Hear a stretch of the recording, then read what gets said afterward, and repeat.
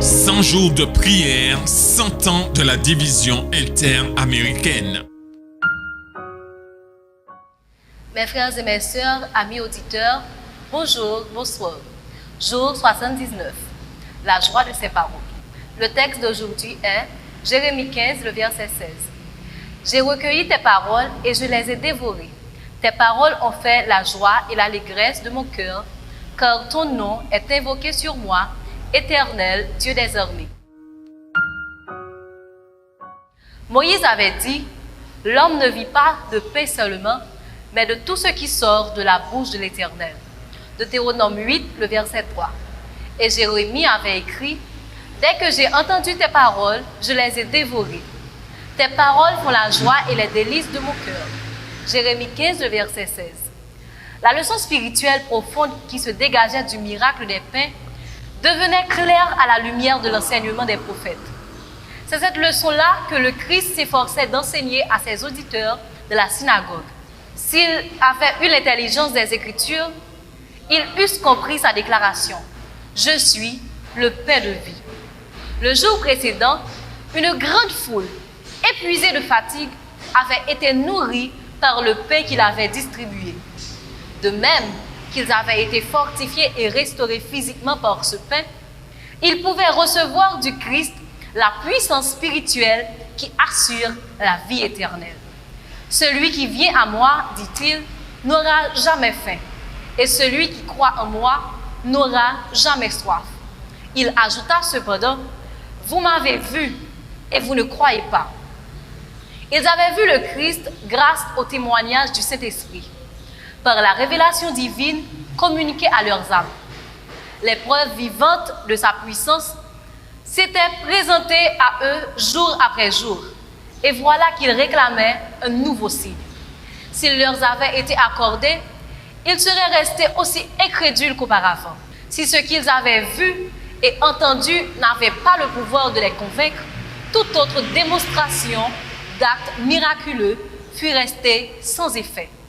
L'incrédulité arrivera toujours à excuser ces doutes et à éliminer les preuves les plus positives. Rien n'est plus propre à fortifier l'intelligence que l'étude des Écritures. Aucun livre n'égale la Bible pour élever les pensées et pour donner de la vigueur aux facultés de l'âme. Si les hommes l'étudiaient comme elle doit l'être, ils posséderaient une largeur d'esprit, une noblesse de caractère et une constance de dessein qui se rencontrent rarement à notre époque.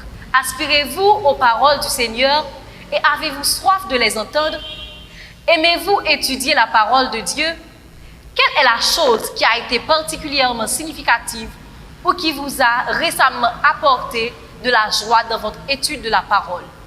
Pourquoi ne prendriez-vous pas le temps de partager cette joie avec quelqu'un aujourd'hui? Priez pour que nous utilisions tout le temps libre dont nous disposons à la maison pour étudier en profondeur la parole de Dieu et enseigner à nos enfants comment étudier et aimer la parole de Dieu.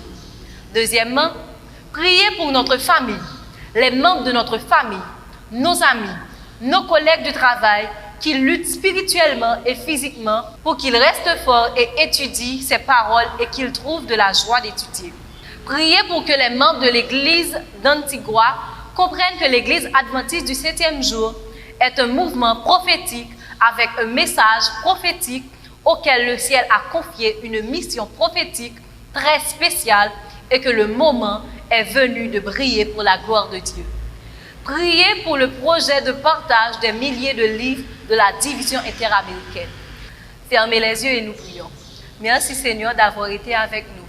Nous te demandons de nous aider à faire de ta parole une lampe de chevet pour que nous puissions trouver de la joie à l'étudier jour après jour et que nous trouvions du plaisir à partager ta parole avec ceux qui ne la connaissent pas.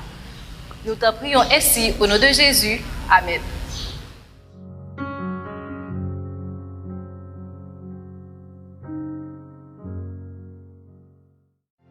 En 2022, nous célébrons les 100 ans de la division interaméricaine. Nous voulons fêter ça ensemble avec les programmes spéciaux que nous avons pour vous, en direct des médias sociaux de votre union. Rejoignez-nous. Sabbat 8 janvier, service de consécration. Vendredi 15 avril, service de culte familial. Mercredi 11 mai, service de réflexion. Et en octobre, ne manquez pas la grande célébration. Vous êtes une partie importante de notre histoire. Célébrons sa providence et affirmons nos valeurs. Rejoignez-nous le dernier jeudi de chaque mois pour le programme Leadership Talk. C'est là qu'un panel de dirigeants informés de l'Église adventiste du 7e jour répondra aux questions et problèmes urgents auxquels ils sont confrontés. 1. Membres de l'Église. 2. Les employés de l'organisation de l'Église adventiste du 7e jour. Et 3. Employeurs organisationnels de l'Église adventiste du 7e jour. Nous répondrons à vos questions sur questions relatives aux membres de l'Église, questions de politique organisationnelle, questions relatives à l'emploi, questions générales de l'organisation et autres questions pertinentes. Envoyez vos questions maintenant, allez-y. http://leadership.interamerica.org. Rappelez-vous, http://leadership.interamerica.org. Leadership Talk est un programme de l'Église adventiste du 7e jour de la division interaméricaine.